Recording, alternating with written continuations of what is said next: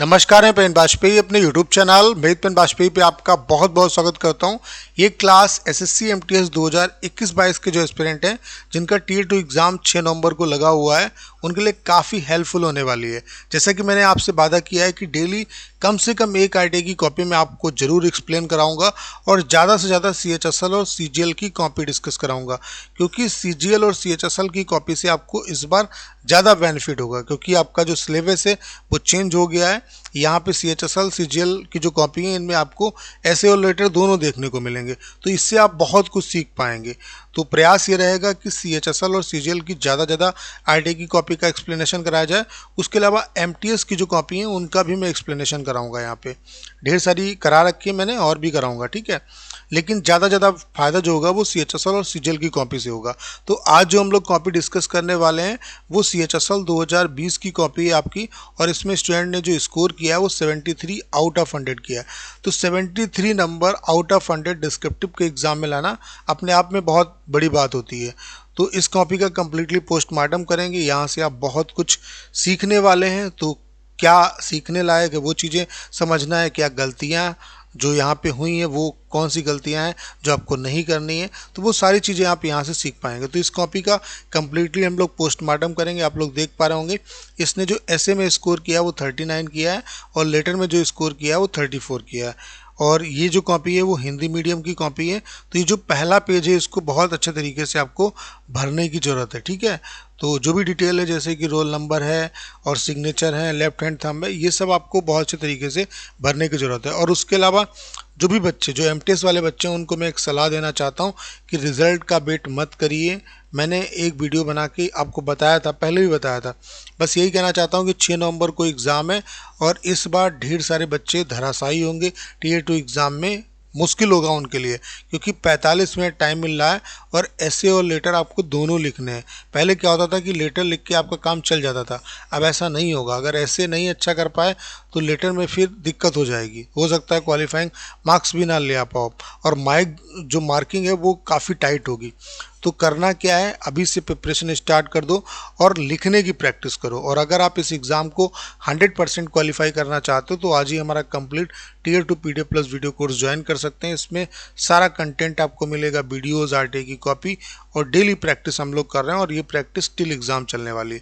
तो अगर आपको ये कोर्स ज्वाइन करना है तो करना क्या है, 6307185699 इस नंबर पर आप व्हाट्सएप पर मैसेज करिए, आपको इसके रिगार्डिंग सारी इन्फॉर्मेशन दे दी जाएगी। तो चलिए देखते हैं किस तरीके से स्टूडेंट ने लिखा।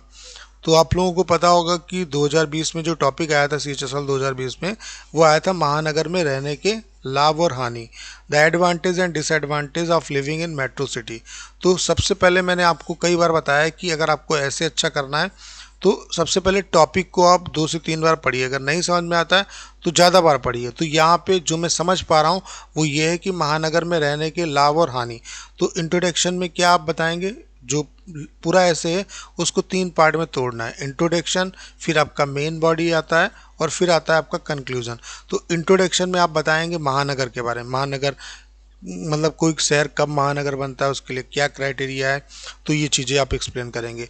मेन बॉडी में यहाँ पे पूछा गया है कि रहने के फ़ायदे और नुकसान आपको बताने हैं, और कंक्लूजन में आपको एक राय देनी है बेटरमेंट के लिए कि हाँ गांव भी अच्छे हैं अपने स्तर से और शहर भी अच्छे हैं, दोनों की अपनी अपनी अच्छाइयाँ हैं।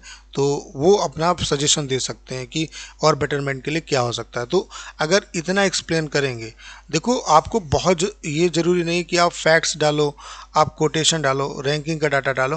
देखो अगर ये डालोगे तो अच्छा है, सो फॉर सो गुड। लेकिन अगर नहीं भी डाल पाते हो तो अगर आपको अच्छे नंबर लाने तो आप सिर्फ अगर टू द पॉइंट लिखते हो तब भी आपको बहुत अच्छे नंबर मिलेंगे। तो चलिए देखते हैं इन्होंने किस तरीके से लिखा।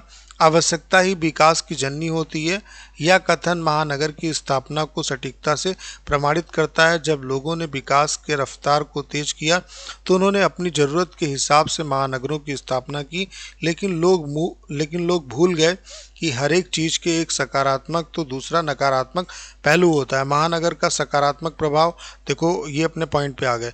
महानगर का सकारात्मक प्रभाव क्या है कि महानगर की स्थापना से लोगों को काफ़ी फ़ायदा हुआ। जैसे महानगरों में अच्छा अस्पताल होने के कारण लोगों को अच्छा इलाज मिल पा रहा है। महानगर में अच्छी स्कूल तथा अच्छी यातायात साधन लोगों के ज़िंदगी को काफ़ी सरल बनाया है। यहाँ स्थापित किए गए लोगों ने काफ़ी लोगों को उनकी जीविका चलाने में मदद की है। यहाँ स्थापित अंतर्राष्ट्रीय हवाई अड्डे का उपयोग आसानी से लोग विदेश जाने के लिए कर पा रहे हैं। महानगर का नकारात्मक प्रभाव क्या है कि महानगर की स्थापना ने लोगों के जीवन तथा पर्यावरण पर बहुत सारे नकारात्मक प्रभाव भी डाले हैं। जैसे महानगरों को आधुनिकीकरण करने के लिए यहाँ बहुत सारी उद्योगों का स्थापना किया गया, जिससे निकलने वाली जहरीली गैसों ने पर्यावरण को बड़ी मात्रा में क्षति पहुंचाई। तो यहाँ पे जो ये कटिंग कर रहे हैं, इस कटिंग से आपको बचना है, क्योंकि इसके भी आपके मार्क्स कटेंगे, ठीक है। और अच्छा इम्पैक्ट नहीं पड़ता एग्जामिनर पे। जब आप पहले से अपना रोड मैप बना लेंगे तो गलतियां कम से कम होंगी, ठीक है। आधुनिकीकरण से पहले पृथ्वी का जो तापमान था उससे अब 1.5 डिग्री सेंटीग्रेड बढ़ चुका है, जिसने बड़ी मात्रा में ग्लेशियर पिघले हैं। गाड़ी से निकलने वाले धुएं के चलते लोग कई तरह के फेफड़े से संबंधित बीमारियों का सामना कर रहे हैं। इंडिया टुडे के एक रिपोर्ट के मुताबिक महानगर में रहने वाले लोगों का दिल दूसरे जगह रहने वाले लोगों से 15 से 20% कमजोर पाया गया तथा लोग अलग अलग संक्रामक बीमारी का भी शिकार हो रहे हैं। निष्कर्ष, हम ये जानते हैं कि किसी भी चीज़ का फ़ायदा लेने के लिए हमें उसके नकारात्मक पहलू से बचने के लिए कोशिश करनी चाहिए। हमें रोज़ सुबह थोड़ा बहुत योग करना चाहिए ताकि इसके दुष्प्रभाव से बचा जा सके, क्योंकि शरीर हमारी सबसे बड़ी पूंजी है। तो आप लोग देख पा रहे होंगे इन्हें 39 मार्क्स मिले। वो क्यों मिले? क्योंकि इन्होंने टू द पॉइंट लिखा, और थोड़ी बहुत जो कटिंग हुई, अगर ये कटिंग ना होती तो मैं कह सकता था दावे के साथ कि 40 या उससे ऊपर इन्हें मार्क्स मिलते हैं। तो आपको क्या गलतियां नहीं करनी है, यहाँ से क्या सीख सकते हैं आप कि आपको टू द पॉइंट सारी चीज़ों को एक्सप्लेन करना, कोई भी पॉइंट आपका छूटना नहीं चाहिए। उसके अलावा आप कटिंग को अवॉइड करिए और राइटिंग स्पष्ट होनी चाहिए। बहुत ज़्यादा सजा के आपको लिखने की ज़रूरत नहीं है, सिर्फ एग्जामिनर को अच्छे तरीके से समझ में आ जाए, उसे मेहनत ना करनी पड़े आपकी राइटिंग को पढ़ने के लिए। अब देख लेते हैं लेटर किस तरीके से लिखना है और फॉर्मल आया है कि इनफॉर्मल आया है। तो आप हेमा हेमदेव निवासी, Kazi Karimnagar, post Haidarpur, Muzaffarnagar, pin code 2501, अपने क्षेत्र के निगम पार्षद को पत्र लिखकर उनका ध्यान क्षेत्र में लावारिस कुत्तों की बढ़ती हुई संख्या और उससे उत्पन्न समस्या की ओर आकर्षित करें। तो ये आपका फॉर्मल लेटर है, पार्षद को लिखना है। तो यहाँ पे लिखने वाले का पता भी दिया हुआ है पूरा कंप्लीट, हेमा हेमदेव निवासी, ये काजी नगर करीमनगर, और ये पूरा दिया हुआ है पिन कोड ये, ठीक है। फिर उसके बाद नगर पार्षद को लिखना है, तो नगर पार्षद आप लिख सकते हो। नीचे नहीं एड्रेस दिया तो इस तरीके से लाइन खींच देंगे। सब्जेक्ट क्या है कि लावारिस कुत्तों की बढ़ती संख्या से आम लोगों को जो समस्याएं हो रही हैं उसके बारे में, ठीक है। तो यही कुछ चीज़ें देखी जाती हैं। आपका राइटर का एड्रेस, रिसीवर का एड्रेस, सब्जेक्ट अच्छा डाला या नहीं डाला है, बस ये चीज़ें चेक होती हैं, ठीक है। डेट हमेशा आप प्रेजेंट की डालोगे। तो इन्होंने राइटर का एड्रेस डाल दिया जो कम्प्लीटली दिया हुआ था, एक लाइन का गैप, उसके बाद डेट आपको इस तरीके से नहीं डालनी, ये गलत पैटर्न है और ये आपको फॉलो नहीं करना। जैसे कि 9/1/2022 डाला इन्होंने, ठीक है। तो इस तरीके से नहीं डालना है आपको।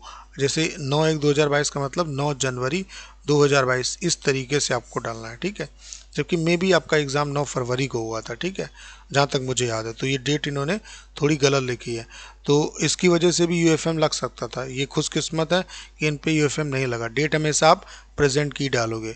लावारिस सब्जेक्ट क्या है, लावारिस कुत्तों की, यहाँ पे ये भी डाल देना चाहिए था निगम पार्षद, ठीक है। तो ये भी गलती की है, निगम पार्षद को लिखना है तो निगम पार्षद, और इस तरीके से 2 लाइनें अंडरलाइन कर देते या एक लाइन अंडरलाइन कर देते, तो ये रिसीवर का एड्रेस हो जाता।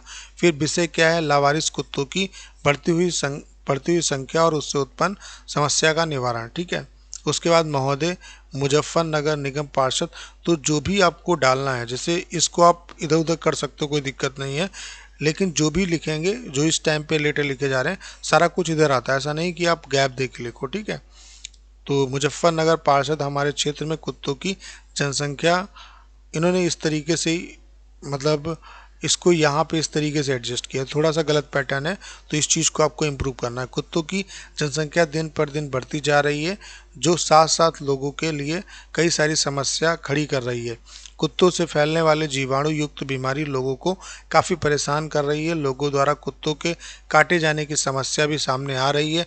अतः श्रीमान से यह निवेदन है कि लोगों तथा गांव को इस समस्या से बाहर निकालने के लिए जल्द से जल्द कोशिश की जाए। इसके लिए हम हम सभी गांव वाले आपके सदा आभारी रहेंगे। आपका भवदी नागरिक। तो भवदी लिखने के बाद नागरिक लिखने की जरूरत नहीं है, नाम भी यहाँ पे डालने की जरूरत नहीं है, आप हेमदेव डालो सिंपली। तो कुछ गलतियाँ की हैं, ढेर सारी गलतियाँ की हैं, जिसकी वजह से इन्हें 34 मार्क्स मिले। जिस तरीके से इन्होंने ऐसे लिखा, अगर यहाँ पे पैटर्न ठीक ठाक रखते तो ये मैं दावे के साथ कह सकता हूँ कि यहाँ पे इन्हें 35 प्लस स्कोर मिलता। और जो इनका स्कोर आप देख रहे हैं, ये स्कोर काफ़ी डिसेंट होता, 80 के आसपास इनका स्कोर पहुँच जाता। तो आपने देख लिया कि क्या इन्होंने गलतियां की हैं, कौन सी गलतियां आपको नहीं करनी है। तो लेटर में आपको क्या करना है, लेटर में आपको पैटर्न पे काम करना है, जो फॉर्मेट है उस पे काम करना है, ठीक है, और लिखने की प्रैक्टिस करनी है। ऐसे में क्या है कि ऐसे में आप प्रैक्टिस करो, जैसे कि इस टाइम पे आपको क्या करना है, जैसे पढ़ लिया आपने, फिर देखो उसे लिख के कि क्या आप जो चीज़ें पढ़ी हैं वो लिख पा रहे हो, नहीं लिख पा रहे हो। जब आप शुरुआत करोगे तो चीज़ें नहीं लिख पाओगे, लेकिन जब ये धीरे धीरे प्रैक्टिस करोगे तो लिखने लगोगे। आपको ऐसा नहीं पूरा कॉपी करना है, आपको बस ये देखना है मेन मेन पॉइंट उसके, और फिर लिखने का प्रयास करो। और इसको जो ऐसे, इसको इंट्रोडक्शन, मेन बॉडी और कंक्लूजन 3 पार्ट में डिवाइड करो।